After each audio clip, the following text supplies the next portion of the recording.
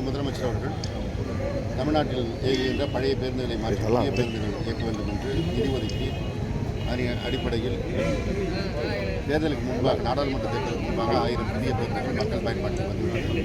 அதற்கு பிறகு அடுத்த சுற்றிலே இன்றைக்கு 23 புதிய பேருந்துகள் நாகர்கோயில் மண்டலத்தில் மார்த்தாண்டத்தில் துவக்கி வைக்கப்பட்டிருக்கிறது. மாண்புமிகு பால்வளத்துறை அமைச்சர் மனோஜ் தங்கராஜ் அவர்கள் அதை துவக்கி வைத்தார்கள். இதனைத் தொடர்ந்து தமிழ்நாடு முழுவதும் இந்த வாரத்திற்குள்ளாக கிட்டத்தட்ட 300 பேருந்துகள் புதிய பேருந்துகள் மக்கள் பயன்பாட்டில் கொண்டு வரப்பட்டிருக்கிறது. மொத்தம் 7200 பேருந்துகள் வாங்குவதற்கு முதலமைச்சர் அந்த பேருந்துகள் தயாரிப்பு வந்து வர பழைய பேருந்துகள் எல்லாம் மாற்றி புதிய ஒரு சில வழித்தடங்களில் இன்னும் பழைய பேருந்துகள் இயக்கப்படுவதாக மக்கள் குற்றச்சாட்டை முன்வைக்கிறாங்க. மழைக்காலங்களில் அந்த பழைய பேருந்துகள் எல்லாம் மாற்றில் வைக்காதான் இந்த நடவடிக்கை எடுக்கப்படுகிறது. முத்தமிழறிஞர் கலைஞர் முதலமைச்சராக இருக்கின்ற போது 5 ஆண்டு காலத்தில் 15000 பேருந்துகள் வாங்கப்பட்டது. அதிமுக ஆட்சி 10 ஆண்டு காலத்தில் 14000 பேருந்துகள் தான் வாங்கினார்கள். அவர்கள் கூடுதலான பேருந்துகளை முறைப்படி கலைஞர் அவர்கள் வாங்கியிருந்த கூட வாங்கினா இன்னும் 15000 பேருந்து வாங்கி அப்படி இல்லாமல் இன்னொரு 5000 பேருந்துகள் வாங்கியிருந்தாலும் கூட இன்றைக்கு இந்த பழைய பேருந்துகள் இயக்குகின்ற சூழல் இருந்திருக்காரு. எனவே தான் இந்த பழைய பேருந்துகள் இயக்கப்பட்டிருக்கிறது. அதை மாற்றுவதற்கு தான் முதலமைச்சர் உத்தரவிட்டு அந்த பேருந்துகள் வந்து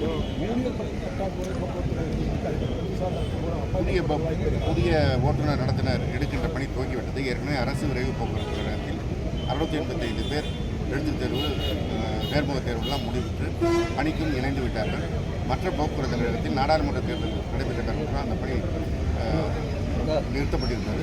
இன்னும் ஓரிரு மாதத்தில் அந்த பணி துவங்கி எல்லா போக்குவரத்து கழகத்திலும் புதிய ஓட்டுநர் நடத்துனர் பணிக்கு ஓய்வு பெற்ற பணியாளர்களுக்கு வந்து அந்த ஓய்வூதியம் வந்து வழங்கப்படாமல் இருக்க ஒரு குற்றச்சாட்டை வச்சிருக்காங்க. அதை வந்து நிவர்த்தி பண்ணுறதுக்கு ஏதாவது நடவடிக்கை இருக்குமா? ஓய்வூதியம் ஏற்கனவே அதிமுக ஆட்சி காலத்தில் வழங்கப்படாமல் இருந்ததையெல்லாம் முதலமைச்சர் அவர்கள் ஆட்சிக்கு வந்த பிறகு 1800 கோடி ரூபாய் அதற்கு ஒதுக்கி அது வழங்கப்பட்டிருக்கிறது.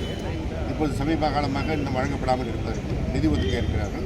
ஒதுக்கிய பிறகு அது வழங்கப்படும்.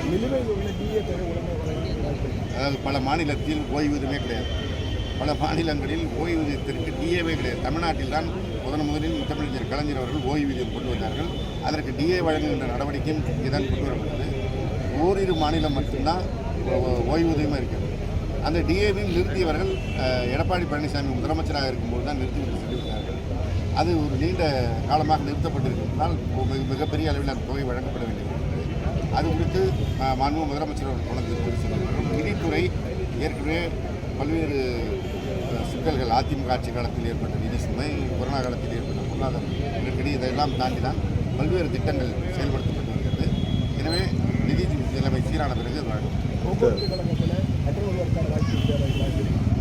கட்டண உயர்வுலாம் கொண்டு வந்திருக்கோம்னா பக்கத்தில் இருக்க எல்லா மாநிலங்களும் நமது மாநிலத்தை விட பல மடங்கு உயர்ந்திருக்கு.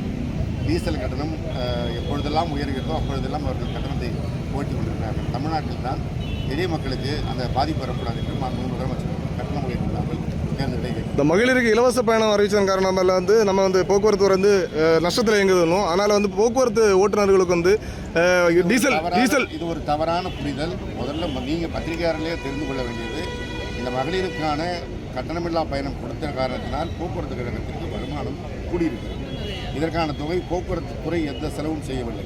மாண்புமிகு முதலமைச்சர் அவர்கள் இதற்கான தொகையை அந்த மகளிருக்கான விடியல் பயணத்திற்கான தொகையை போக்குவரத்துறைக்கு வழங்குகிறார்கள். இந்த ஆண்டும் 2800 கோடி ரூபாய் வழங்கியிருக்கிறார்கள். அப்படி வழங்குகின்ற காரணத்தினால்தான் போக்குவரத்துறையில் பணியாற்றுகின்ற ஓட்டுநர் நடத்துனர் போன்ற எல்லோருக்கும் முதல் தேதியில் சம்பளம் வழங்கப்படுகிறது. பக்கத்தில் இருக்கின்ற மாநிலங்களில் நீங்கள் விசாரித்து பார்த்தால் 2 மாதங்கள் 3 மாதங்கள் சம்பளம் வழங்க முடியாத நிலையெல்லாம் இருக்கிறது. தமிழ்நாட்டில் அந்த நிலை இல்லாத காரணம் மகளிர் விடியல். தமிழகத்தில் தொடர்ச்சியாக கொள்ளைகள் நடந்து வரதுனால வந்து சட்டம் ஒழுங்கு சீர்குலைந்து இருக்கிறதாக எல் முருகன் அந்த மத்திய இணையமைச்சர் வந்து குற்றச்சாட்டு இருக்கார். அதை எப்படி பார்க்குறீங்க? வட மாநிலங்களுக்கெல்லாம் செல்வதில்லை போட தோன்றுகிறது.